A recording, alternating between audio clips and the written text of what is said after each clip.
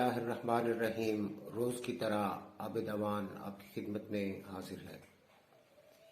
ناظرین، گزشتہ 2 دن سے سوشل میڈیا پر ایک بہت شور مچا ہوا تھا، ایک ایشو اٹھایا گیا کہ خدا نخواستہ سپریم کورٹ کے چیف جسٹس نے 295C جو آئین کی دفعہ ہے جس کے تحت توہین قرآن اور توہین رسالت کے مجرم کو سزا دی جاتی ہے، کہ سپریم کورٹ نے وہ شرک ختم کر دی ہے۔ ابھی تھوڑی دیر پہلے ٹیلی ویژن پر ایک وضاحت دی گئی ہے کہ ایسا کوئی فیصلہ نہیں ہوا اور سپریم کورٹ نے ایک خاص کیس میں ججمنٹ دی ہے جس میں جو ملزم تھا اس کو بری کرنے کے احکامات دیے گئے، کیونکہ جو اس کے اوپر ایلیگیشن لگا تھا اس کی میکسیمم سزا 6 مہینے بنتی ہے قانون کے تحت، جبکہ وہ 13 سال گزار چکا تھا جیل میں، پہلے ہی اپنی اس سے زیادہ وہ سزا جھیل چکا تھا۔ تو 295C کو یا اس معاملے میں کوئی ایسی ججمنٹ نہیں آئی ہے۔ میں یہ گزارش کرنا چاہتا ہوں کہ بعض اوقات یہ ہوتا ہے کہ کسی شخصیت کے ساتھ اختلاف ہوتے ہیں۔ میں خود سپریم کورٹ کے بعض معاملات میں بہت زیادہ نقاد ہوں۔ جسٹس قاضی فائز عیسیٰ صاحب کا سیاسی فیصلوں پہ میں عموماً ان پہ تنقید کرتا رہتا ہوں، لیکن میں یہ درخواست کرنا چاہتا ہوں کہ مذہب کے حوالے سے کوئی ایسا پروپیگنڈا نہیں کیا جانا چاہیے، کیونکہ اس سے دوسرے بندے کی زندگی کو خطرہ لاحق ہو سکتا ہے۔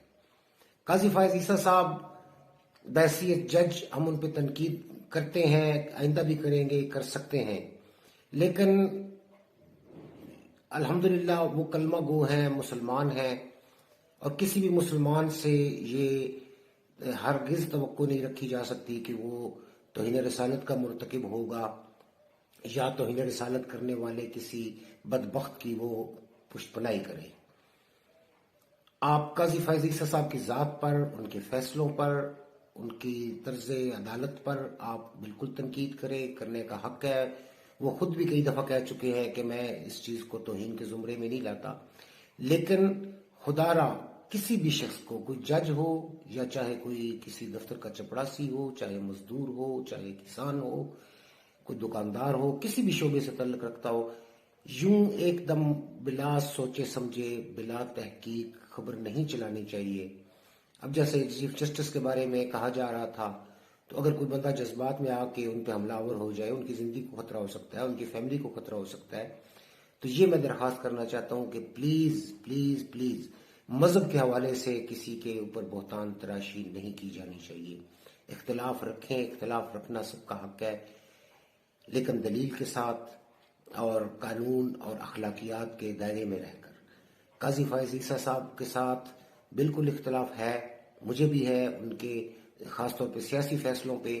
یہ ابھی جو آج کل فارم 45 اور 47 کا شور مچا ہوا ہے، اس میں کمشنر راولپنڈی نے بھی الزام لگایا چیف جسٹس پر، اور چیف جسٹس نے جس طرح ان کا رد عمل ظاہر کیا، میں نے 2 دن پہلے اس پہ بھی تنقید کی تھی، اور میں اب بھی کہتا ہوں کہ چیف جسٹس اگر جمہوریت پسند ہے اور اگر واقعی وہ انصاف کرنا چاہتے ہیں تو ان کو چاہیے کہ وہ از خود نوٹس لے، سپریم کورٹ اپنے ساتھی ججوں کے ساتھ مشاورت کریں اور اس پہ وہ از خود نوٹس لے کے اس کی صاف، شفاف اور آزادانہ تحقیقات کروائیں، تاکہ الیکشن جو متنازع بنا ہوا ہے اس کا فیصلہ ہو سکے۔